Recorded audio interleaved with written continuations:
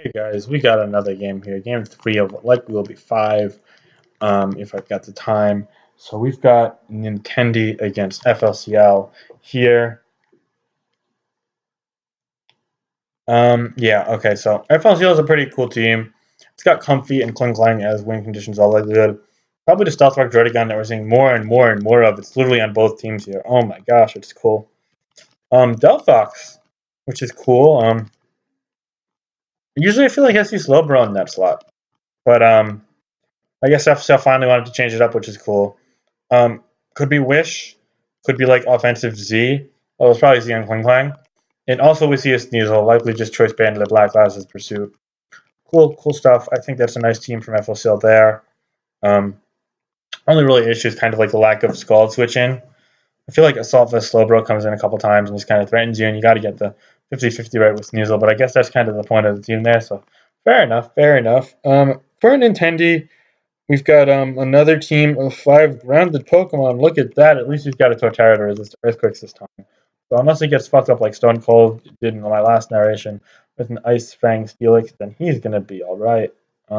Anyway, looking at the team, it's got a Hariyama, Sneasel, Clefairy, Torterra, a Selgor, and a Druddigon. Druddigon all likelihood is a Stealth Rock setter. I feel like that's the main niche for it right now, making Torterra like especially defensive Swords Dance, checks Heliolisk, and a number of other things. Then a Selgor probably is like Z Focus Blast or Z Final Gambit, Spikes, Bug Buzz, and like a filler move. Clefairy is probably combined. In theory, it could be the rocker, but of these 3 rockers, I'd say it's probably the worst. And I think it probably definitely means that Swords Dance Torterra, because the rocks are one of the other 2 things. But yeah, I think it's probably combined, like could be like combined. It could be like the double dance kind of set, like combined charge beam, or combined with cosmic power potentially on the Clefairy. So interesting to see how that'll do. Although I don't know if it's going to do too well here with the Kling Klang setting up alongside it. Potentially taunt on Comfy and knockoff on Sneasel, which really is like something that you could own. A few things you could set up on, especially with like Scarf Trick Delphox, but I don't know if that's too likely. And beyond that, we also have a Sneasel on Nintendi's side, and Hariyama, probably Toxic Protect, but could be Assault Vest, which in my opinion is the worst of the 2 sets.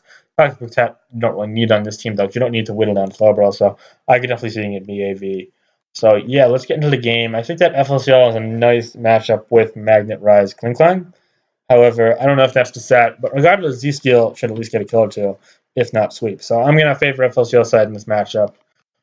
Especially if it's Protect on the Delphox versus Choice Banded Sneasel, because that's a nice dynamic there for FLCL if it is that case.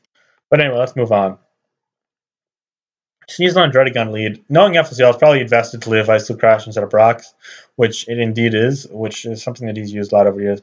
Delphox comes in here, takes the Ice Crash for 40%, showing that he kind of does lack a Sneasel switching.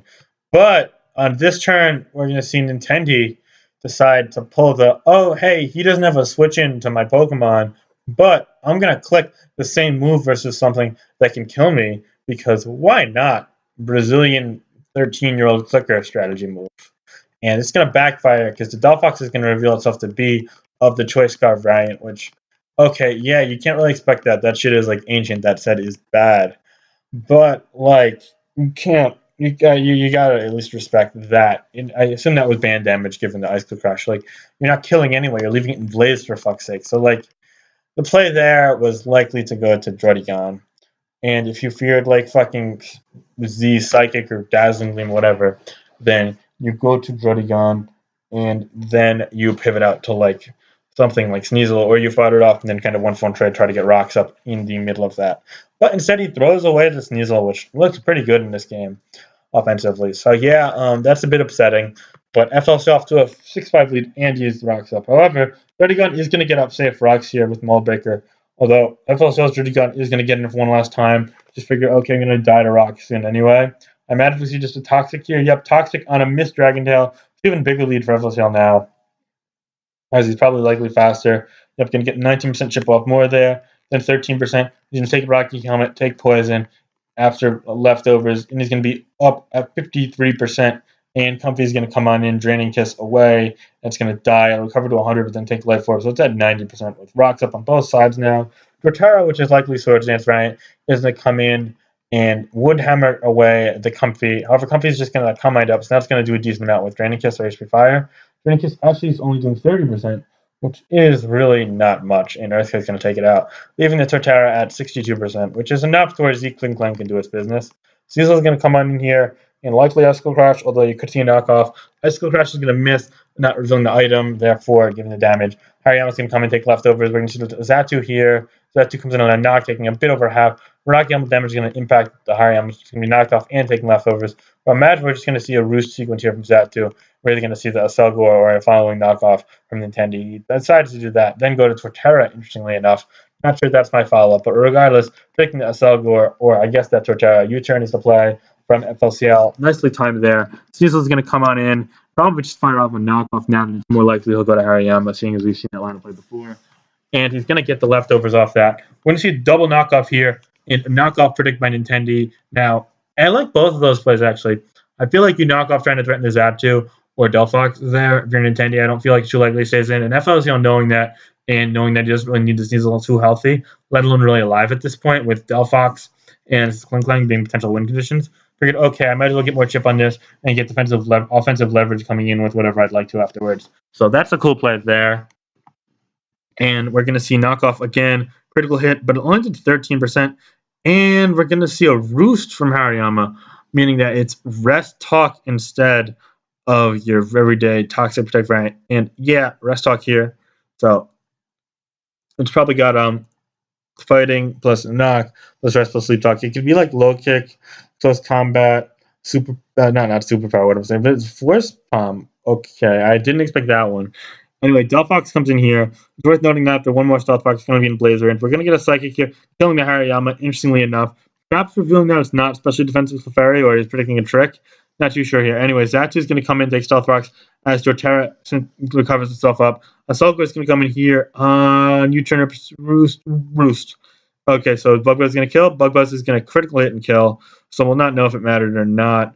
However, Delphox is going to come in Blaze range here, and it's going to kill off the Torterra Flamethrower. Yup, okay. So now big turn here. Clefairy comes in. So if you switch out this Delphox, it's dead 100%. And if you go to Kling Klang on the same time he goes to a Aselgor, then you do have a chance of losing just straight up to a fighting move. So I think if your FLCL to play here is to stay in Flamethrower, but you risk the Clefairy getting kind of out of hand with Combines.